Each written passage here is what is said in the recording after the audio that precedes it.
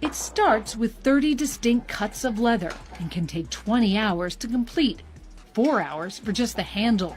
Put the finishing touches on a Kylie, the most difficult bag to build. Artisans rely on their training and muscle memory to make every bag. Picture this. You stride into a glittering rodeo drive boutique, intent on that holy grail Birkin, only to find the shelves ghost empty and a nervous sales rep murmuring supply chain issues. Meanwhile, TikTok is exploding with claims that the $20,000 bag you've been saving for is stitched together in a humid back alley factory for less than a used iPhone, and Kim Kardashian, face tight with fury, is rumored to be lawyering up against Hermes to claw back every cent. Sounds impossible? Stick around because the receipts, the rage, and the unraveling luxury mythos are wilder than any reality TV cliffhanger you've ever binged. It requires a lot of skill to turn it and get it on the right way.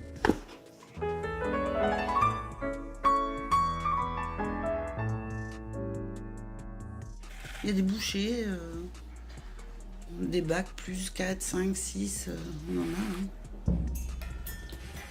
Overnight, flagship stores from Beverly Hills to Bond Street started looking like art museums after closing time, velvet roped, impeccably lit, and eerily empty. Sales trackers whisper a bruising first quarter, LVMH slipping 4%, Gucci a dizzying 25%. The usual champagne glass clink of private view launches has been replaced by frantic emails begging VIP clients to drop by for a personal preview. High rollers sense desperation, while everyday shoppers read the room and bolt. Analysts blame tariff skirmishes, interest rate dread, and a fresh Gen Z disdain for blatant flexing. But empty shelves were just the appetizer. The main course was a viral bomb that nuked luxury credibility overnight. And no velvet rope could hold it back. De l'entrée, où on me donne des morceaux de cuir jusqu'au moment où je vais avoir livré ma pièce, je veux pas qu'on reproduise un geste de façon indéfinie en se disant bon bah je fais toujours ce même geste et je pense qu'on est vraiment là pour apprendre un métier et pas des tâches. But that wasn't the whole story. A single creator live-streamed stacks of Hermes stamped hardware in a Shenzhen warehouse, claiming they'd shipped to France for the magic stamp. Within hours, the hashtag #LuxuryLies hashtag hit 200 million views. Clip after clip dissected cost sheets. $450 Italian leather, $150 marine-grade steel locks, $50 edge paint. Total build cost under $1,000 for a bag retailing at $38,000.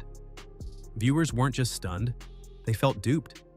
Stitch reactions showed wannabe fashionistas torching dupes, stock market day traders shorting luxury conglomerates, and suburban moms fuming that their Lululemon leggings cost more to ship than to make. TikTok had weaponized transparency, turning private margins into public outrage. Are pieces of artwork. These artisans train years and years to make one of these bags. Fabrice is doing the last stitching on a Kylie bag. A Kylie takes around 13 hours to be made, depending on the materials that we make it. Our artisans, they need to do 4 years of training to be able to manufacture a Kylie bag. And the fallout punched straight through America's most famous closets. Inside sources read, hyper-online stylists and loose-lipped assistants claim Kim Kardashian and Kylie Jenner practically staged a heist on their own storage units, yanking down neatly color-coded walls of Birkins to inspect stitching under ring lights.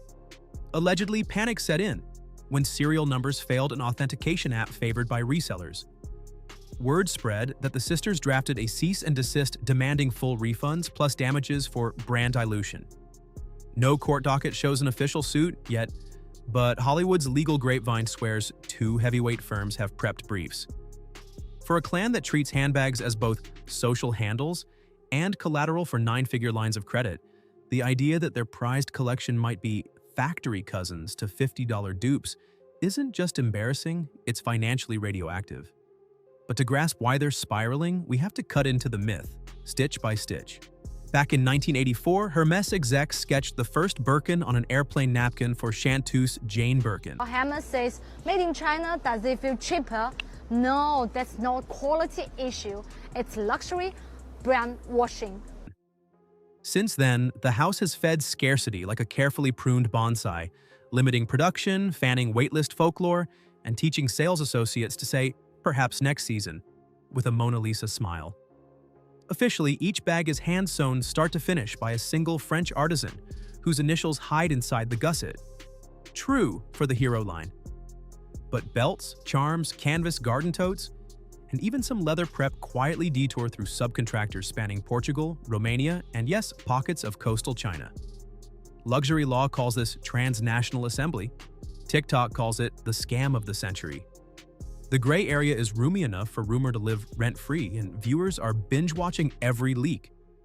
Brands tried to slam the door, but the internet had already kicked it off the hinges. Press offices fired back. Louis Vuitton insisted 0 products roll off Chinese lines. Lululemon disclosed a tidy list of approved mills and said China covers only 3% of final production. Hermès simply reminded customers of its strict craftsmanship heritage. Hermes, you guys, it's time to show off your factories. No, I don't want to wait to go on YouTube and watch a beautiful documentary on. Show them off right here on TikTok. Let the world see. Okay, get like China. You gotta be ghetto about it. Just let people. Problem? None of those statements included hard number breakdowns or factory geotags.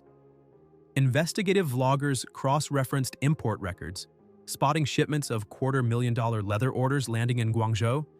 Even if those hides eventually tour European workshops, optics matter, and digital sleuths are treating every vague denial as an admission of guilt. Public trust, once polished to a mirror shine, now looks spider-cracked. Meanwhile, the Kardashian cash machine is grinding its gears in the background. Tabloids whisper that Kim's $70 million Malibu hideaway is financed by a jumbo mortgage, pushing her personal leverage toward the $50 million mark. Add in a teetering Skims IPO window and sudden Hermès-gate insecurity, and you've got real sleepless night math. This is why this bag from our factory only costs you 1,000 USD. Have you all seen that TikTok by the Chinese guy exposing how luxury goods are actually made? The only real difference? China ships the products to Europe, slaps on a Made in France or Made in Italy label, and boom, luxury?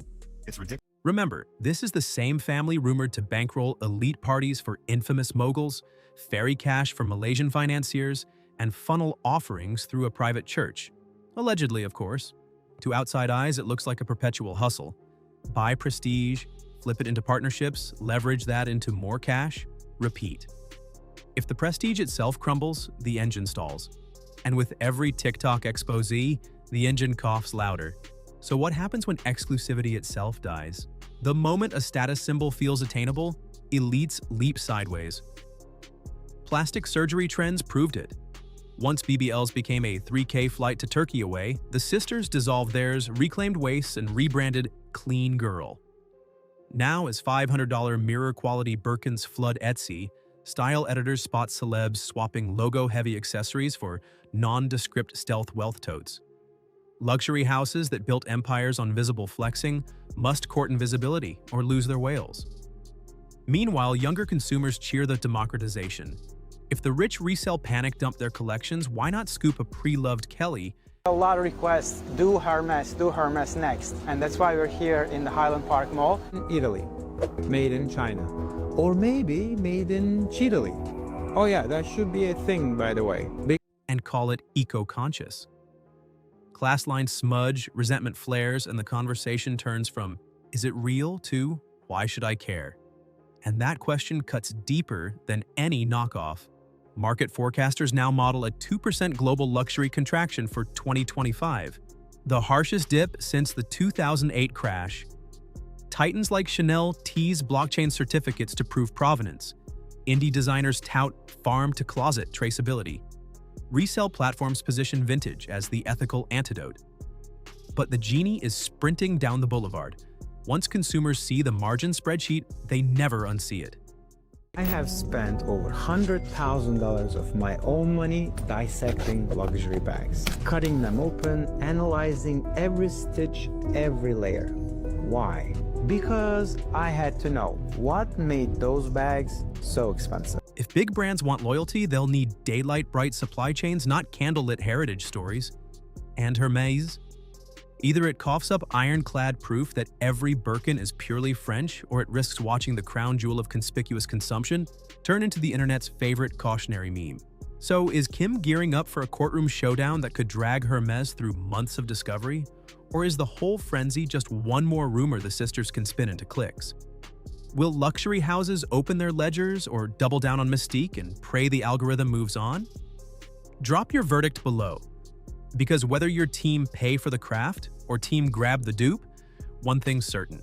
The price of status is being recalculated in real time, and the invoice lands sooner than you think. Keep watching. What happens next might just rewrite the meaning of luxury forever.